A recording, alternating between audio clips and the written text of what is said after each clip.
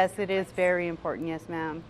Cecilia Ortiz is advocating for change in support of new proposed federal regulations to better protect workers from the heat. But the heat is not something that we can escape. Ortiz worked at Phoenix Sky Harbor as a passenger service assistant for several years and knows firsthand how the extreme temperatures impact workers on the job. With the summer trends, that they're just getting hotter and hotter, it's something that it's very important for us.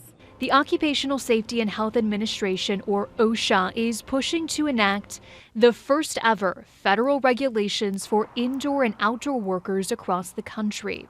Under the rule, employers would have to develop prevention plans to better protect workers from heat-related injuries and death.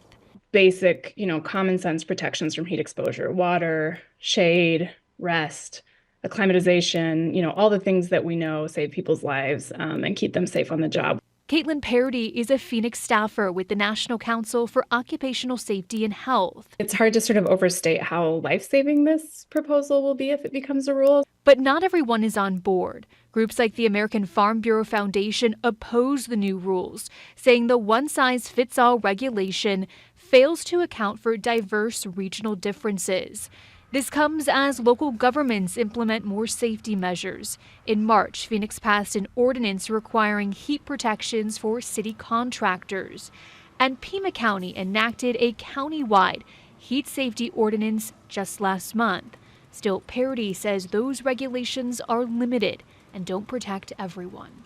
And I think the question on most people's mind is why has it taken us this long, for companies to really be held accountable.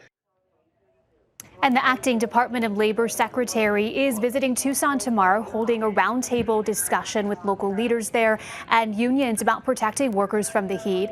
OSHA published the proposed heat regulations and is now asking the public for input before releasing a final rule.